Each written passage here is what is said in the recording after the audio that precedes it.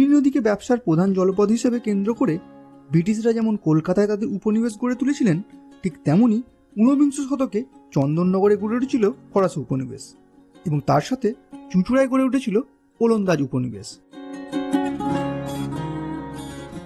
তবে সময়ের সাথে সেই ওলন্দাজদের অস্তিত্ব এদেশ থেকে মিটে গেলেও সেই চুঁচুড়া আজও বয়ে চলেছে একসময় ওলন্দাজদের এই জনপথে তাদের ব্যাপকতা ও বিস্তারের অস্তিত্ব, তবে জীবিত নয়, মৃত মানুষের স্মৃতি হিসাবে।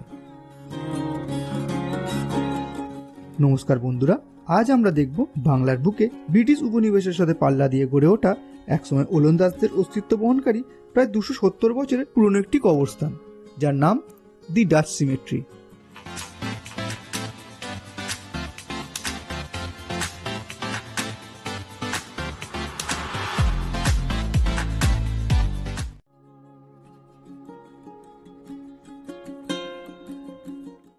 প্রায় 7400 বর্গমিটার জুড়ে অবস্থিত এই কবরস্থানটির বয়স প্রায় 270 বছরের উপরে, যার ভিত্তি স্থাপন হয়েছিল আনুমানিক 1740 খ্রিস্টাব্দে।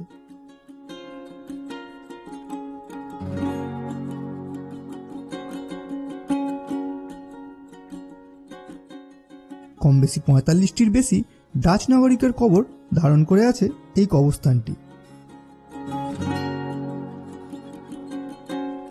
স্থাপত্য শৈলীর দিক থেকে প্রধানত ওবেলিক্স, পিরামিড বক্স ও সাধারণ আকৃতি, এই 3 প্রকার স্থাপত্য শৈলীর নিদর্শন এখানে দেখতে পাওয়া যায়।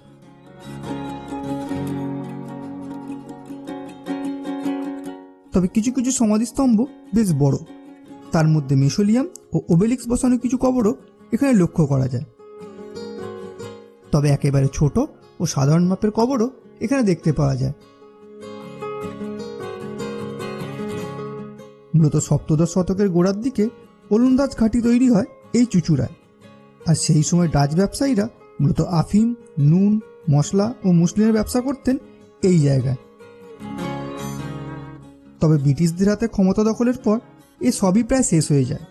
1615 থেকে 1825 পর্যন্ত হুগলির এই অঞ্চলটি ছিল সম্পূর্ণ ডাচ উপনিবেশের আস্তানা। এরই মধ্যে কোনো এক সময় তৈরি হয়েছিল এই কবরস্থানটি।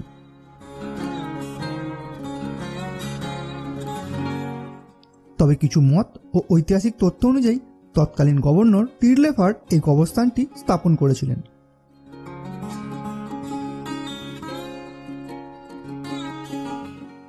চলুন এবার এই কবরস্থানের কিছু উল্লেখযোগ্য সমাধির সাথে পরিচয় করে নেওয়া যাক। এই গোরস্থানে থাকা ফলকের তথ্যানুযায়ী এখানে সবথেকে পুরনো কবরটি হল কর্নেলিস জে ডংয়ের, যিনি মারা গিয়েছিলেন 1743 সালে, এবং সবথেকে নবীন ও শেষ কবরটি এমা ড্রপার নামক এক মহিলার, যার মৃত্যু হয়েছিল 1847 সালে, অর্থাৎ ভারত স্বাধীন হবার প্রায় 100 বছর আগে।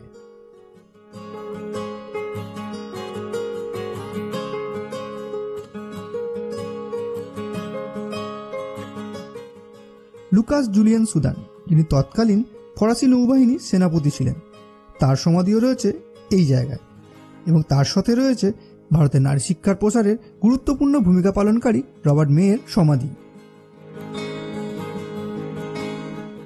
এছাড়াও বাংলায় ডাচ ইস্ট ইন্ডিয়া কোম্পানির প্রথম তৈরি হওয়া কারখানার পরিচালক পিটার স্টারমিথ এবং ভারতের ইতিহাসের শেষ ওলন্দাজ গভর্নর ড্যানিয়েল ওভাররিকের কবরও রয়েছে এই জায়গায়।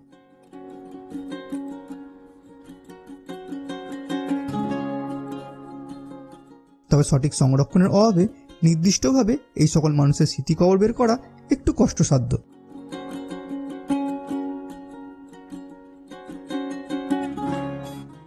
বর্তমানে এই গোরস্থানটি এএসআই দ্বারা সংরক্ষিত। সময়ের সাথে প্রাচীনত্বে কিছুটা ধস নামলেও আজও প্রায় 400 বছর আগের চুঁচুড়া শহরে ডাচদের স্মৃতিকাহিনী বয়ে চলেছে এই কবরস্থানটি। চলুন এবার জেনে নিই এখানে আসবেন কি করে। হাওড়া থেকে কাটোয়া লোকাল ধরে ঘন্টাখানেক সময়ের তফাতে চলে আসুন চুঁচুড়া স্টেশনে। সেখান থেকে টোটো করে মাত্র 15 টাকার বিনিময়ে পাসপোর্ট ভিসা ছাড়া চলে আসুন এই ডাচদের ডেরায়। তাহলে বন্ধুরা, আজকের এপিসোডে ঐতিহাসিক এই ডাচ সিমেট্রি সম্পর্কে জেনে আপনাদের কেমন লাগলো অবশ্যই কমেন্ট বক্সে জানাবেন। তাই ঘোড়ার সাথে দেখা ও দেখার সাথে সেই বিষয়ে জানার জন্য অবশ্যই দেখতে থাকুন পলাতক উইমেন চ্যানেলটি। আর যারা চ্যানেলে নতুন এসেছেন তারা অবশ্যই লাইক ও সাবস্ক্রাইবের মাধ্যমে চ্যানেলটির পাশে থাকবেন।